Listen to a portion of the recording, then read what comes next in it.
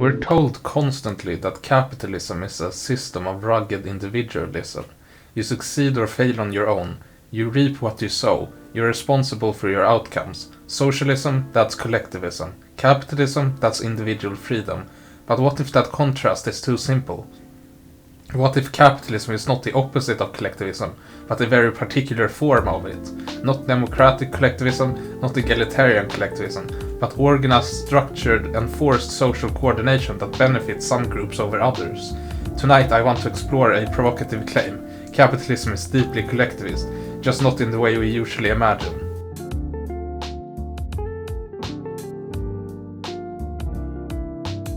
Capitalism is often framed as millions of isolated individuals making free choices, but markets are not natural phenomena. They require contract enforcement, property law, infrastructure, currency stability, regulatory systems, and financial institutions. None of this emerges from isolated individuals acting alone.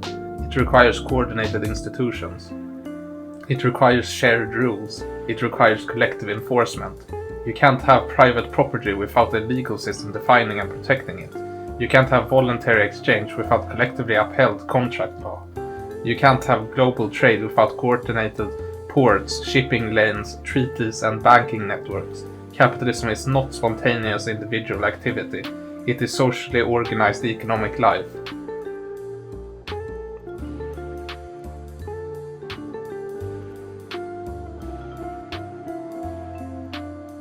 Think about private property.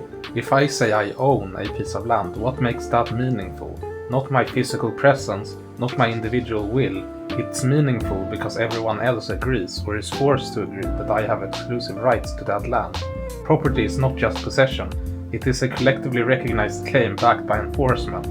Without courts, police, registries, and shared legal norms, ownership dissolves into mere control. Which means private property is not purely individual, it is a socially constructed institution requiring collective maintenance. The irony is striking. The ideology that condemned collectivism depends entirely on collective recognition.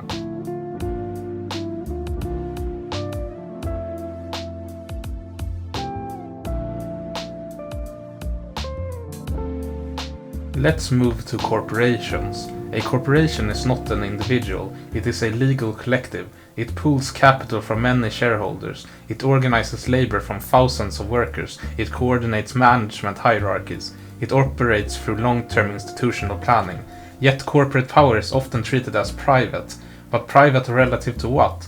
A corporation is a collective entity with rights granted by law. Limited liability, perpetual existence, contracting authority. These are legal privileges created and sustained collectively. When corporations lobby governments, shape regulations, and influence policy, they are not isolated individuals expressing freedom. They are organized collectives exercising structural power. Capitalism doesn't eliminate collectivism, it reorganizes it around a capital accumulation.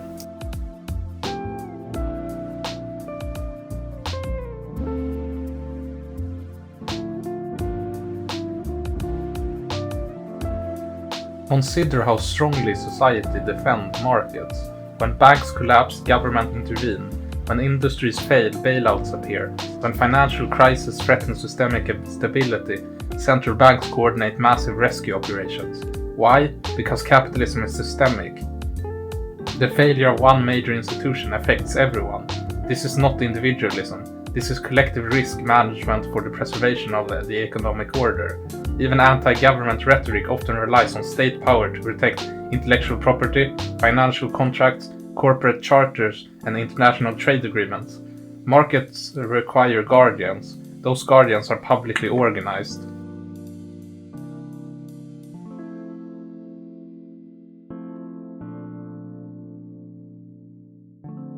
Workers do not produce wealth individually in isolation. Modern production is inherently social. Factories, supply chains, tech platforms, logistic networks. Each product embodies thousands of coordinated actions. Even knowledge production is collective, built on shared education systems, research funding, and technological inheritance.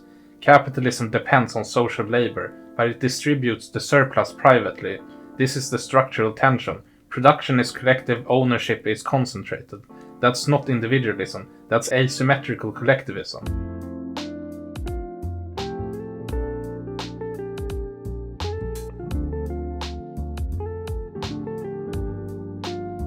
The idea of the self-made individual collapses under scrutiny. No one builds themselves from nothing.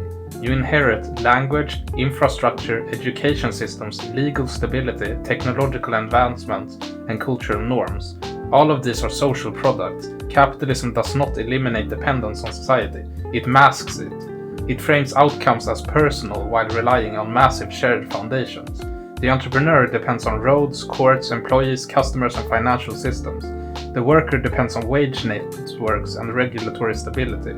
Everyone depends on collective structures. The only question is who controls them.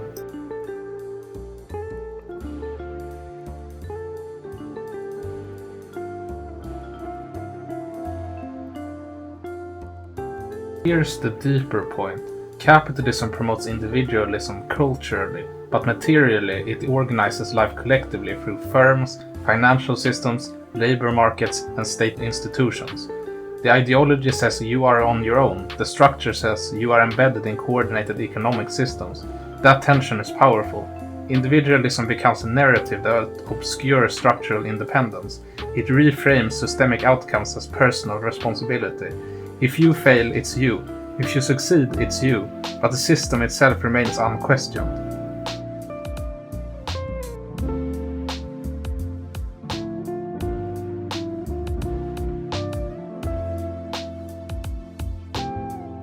Capitalism is already collective in practice. What distinguishes socialism?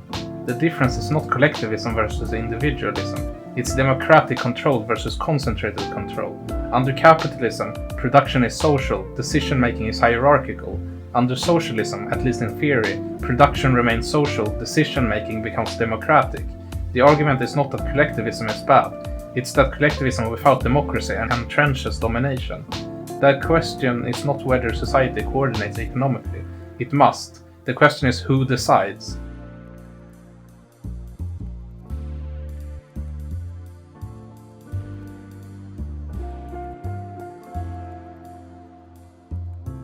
The hidden collectivism of capitalism exposes a false dichotomy.